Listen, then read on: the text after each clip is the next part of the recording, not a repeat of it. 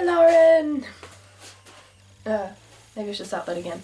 Dear Lauren, how's it going? It's been about a month, so I'm thinking let's make this a monthly sort of series. Keep up with this flow that we've got going.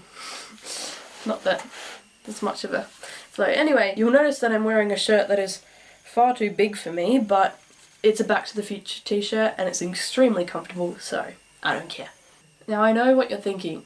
Joanna, why isn't this a vlog? Why are you just sitting down and talking to the camera? That's very boring. Well, I decided not to do a full-on vlog today because, well, I wasn't doing much. I did take out my camera a few days ago when I went to the orientation day at uni. I actually went twice, but I forgot to film the first time, so what you're getting is a few clips of the second time around. So I'll chuck them in here.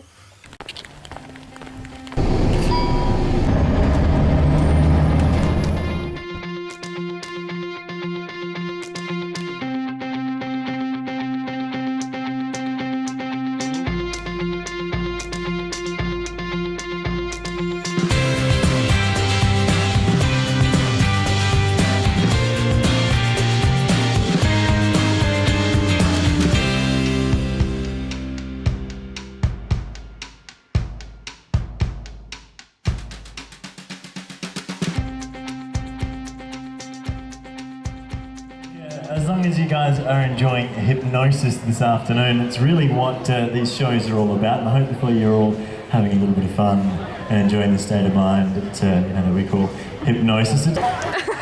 Everything okay?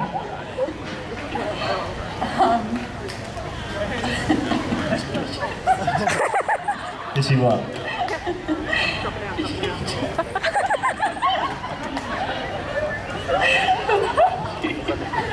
Doing what?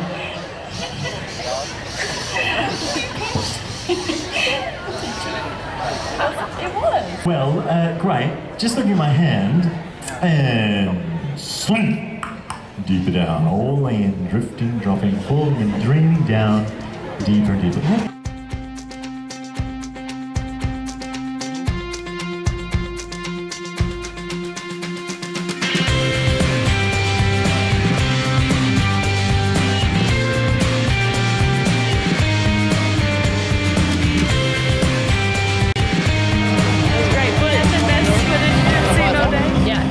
What's good about orientation day is all the free stuff you get, which is pretty much the only reason I went. But I thought it might be nice for you to see what you've been missing over there in England. Another thing that I did recently was go on a river cruise in Port Adelaide to look at some wildlife like dolphins and jellyfish.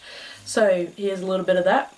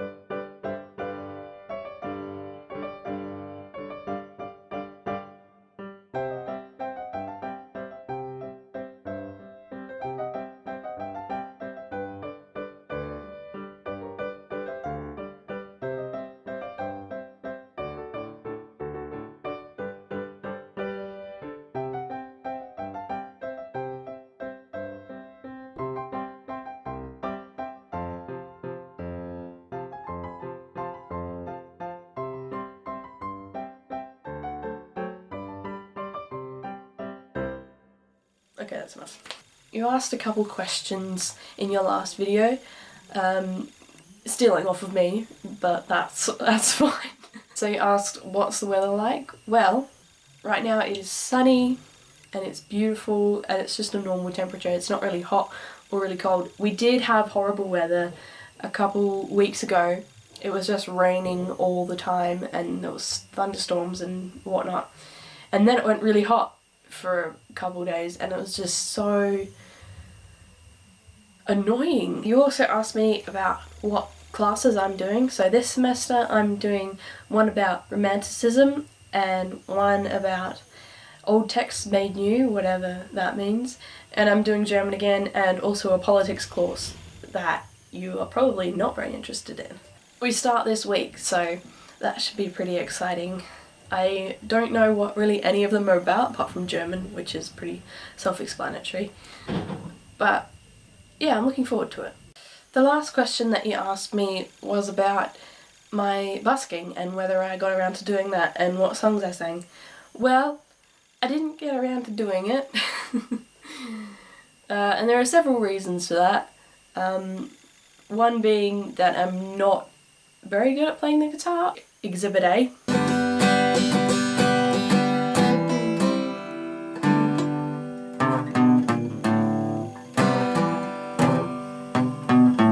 I only know about 3 chords.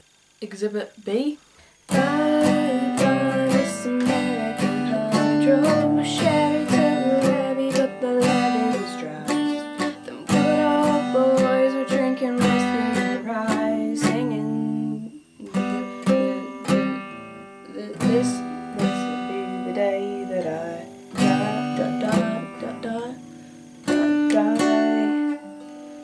And here you're saying, you don't need guitars to busk, you can just get speakers and do backing tracks and just sing to that. Well, we haven't got very good speakers.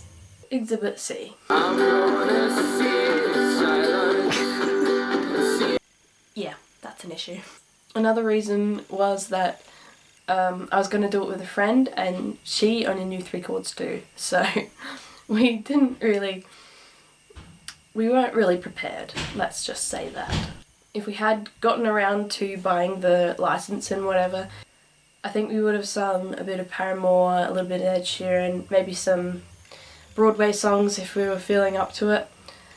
And we would need mics and all that sort of thing, so unfortunately we didn't really get around to it. I do plan on doing it this year though, I do plan on it. So yeah, watch this space. I might get better at guitar. I might do a few covers on this channel. Who knows? I don't know. Nobody knows. Another question that you had in the video, I'm not sure if you actually wanted me to answer this, or if you were just outraged, but you asked about how could I say that Fault in Our Stars was a letdown. Well, I absolutely loved the book, let's be clear on that. I loved the book. I didn't cry in it like you did, and I didn't cry in the movie either, because it just didn't really feel real. There are a lot of issues in the movie. Like, for one, in the book you don't think it's really creepy that Gus is staring at Hazel during that whole meeting. You don't think it's creepy. You think it's kind of cute, kind of interesting that this guy's looking at her. But when I was watching the movie, I just got like serial killer vibes. I didn't fall in love with Gus as I had in the book. Also, Hazel in the movie is just so annoying. Like, I don't know why. Maybe it's just the actress, because I didn't like her in Divergent either. Shailene Woodley. I just don't think she's very good. Another thing is that in the book they show the clear deterioration of Gus's health. They show a clear slow burn of how his cancer is affecting him emotionally and how it's also affecting Hazel. But in the movie they don't show that like barely at all. They just have like one clip of him crying in a car and then that's practically it. But one major thing that I absolutely loved about the book is that it wasn't being pretentious about the cancer. It was just showing it how it is. It's ugly and it's raw and it's emotional as it gets to near the end. But in the movie they didn't show that. They didn't show how ugly it was. They kept it as this pretty neat romanticized thing, and cancer really isn't. In contrast to the Fault in Our Stars book to movie transition, Paper Towns knocked it out of the park completely. And what I loved is that they emphasised the most important point of that book. What a treacherous thing to believe that a person is more than a person. Absolutely love that quote, and they emphasised it in the movie fantastically. And they showed that Q was completely disillusioned with who Margot was. He thought that she was this great thing. He thought that she was the answer to all his prayers. He thought that she was a miracle. And you see that in the scene where he's in the abandoned shopping centre thing, and she comes to him in this beautiful red dress and this beautiful makeup. You see that he's built her up to be this beautiful, amazing person, and he's completely wrong. She's just a person. And that's what's fantastic about John Green novels, that he romanticizes things, yes, but he also shows the realness of it in the end. Yes, the whole cancer thing, the whole falling in love when you're young and going, where do they go? Amsterdam. That's all very romantic. That's all very romantic ideals. But in the end, you see the nitty gritty of it. You see how it deteriorates and how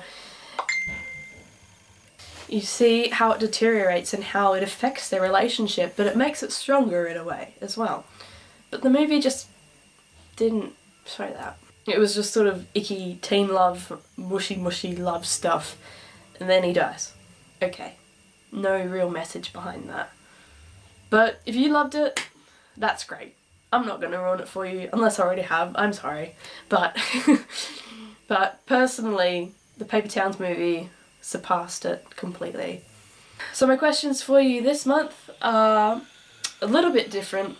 Number one, did you do an orientation day while you were in England at any point, or did you just get some free stuff when you first arrived?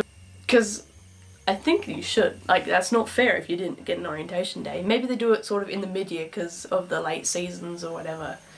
Number two, what do you think about dolphins? It's a pretty random question, I admit, but I have conflicting ideas about dolphins. Like, I used to love them quite a lot. My whole room was decorated with dolphins, literally. And there's still a few around here. I'm not going to show them to you because I'm ashamed. But number three, I would like you to compile a list of all the things you've done in England or are going to do in England that you can't do in Australia. So Lauren, thanks for watching, and I'm looking forward to your video. Bye! You'll notice that my pic is my face. Not narcissistic at all. Sounded nice, didn't it?